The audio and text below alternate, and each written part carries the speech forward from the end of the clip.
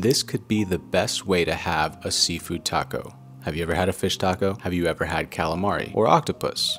Or maybe you've wondered what to do with your calamari. Here is a simple recipe on how to make a birria calamari octopus taco, or seafood taco for short. Let me show you how. So this all started off when my neighbor wanted to challenge me with a mystery bag. So he gave me this mystery bag from H Mart of octopus that's already been cooked off and some raw, clean calamari. Now immediately my mind went to seafood tacos. First, I removed the skin from the calamari. Now this step is not necessary, although most chefs will agree with me that it is nicer presentation wise to remove the skin from the calamari. Some may disagree. It is actually sometimes pretty to leave it on in some certain cases, but for tacos I'm going to take the skin off, and then I'm going to score the calamari diagonally each way just to create some more texture to catch the sauce of the birria. This is going to allow it to become a better vessel to hold all that sauce. I put this into a vacuum sealed bag. I'm going to sous vide it, toss it into a water bath at 139 degrees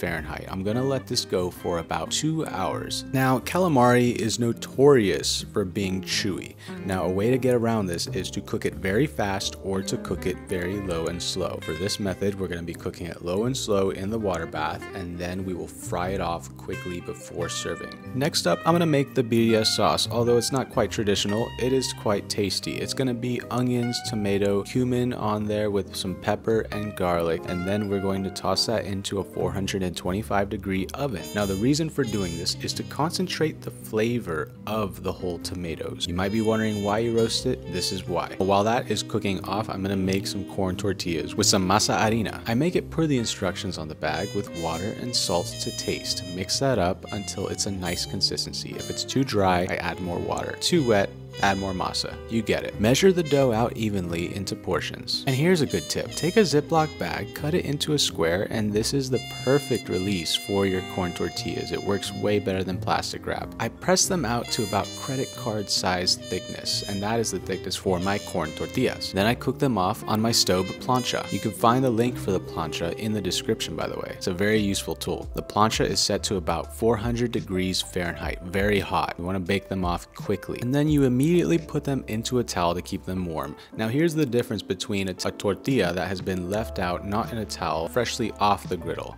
It is dry, sad, horrible. Put it into a towel, let it steam out for about 5 minutes, and you're gonna notice the difference right away. Much more softer tortilla. Once all my birria ingredients are roasted off nice and hard with a good char, I toss it all into the blender. Add my chipotle peppers, guajillo, Mexican oregano, then my stock, salt to taste. Give it a blend until smooth, and this should give us our birria base. We toss this into a pot, we heat it up. This is queso Oaxaca cheese. This is a cheese I grew up with.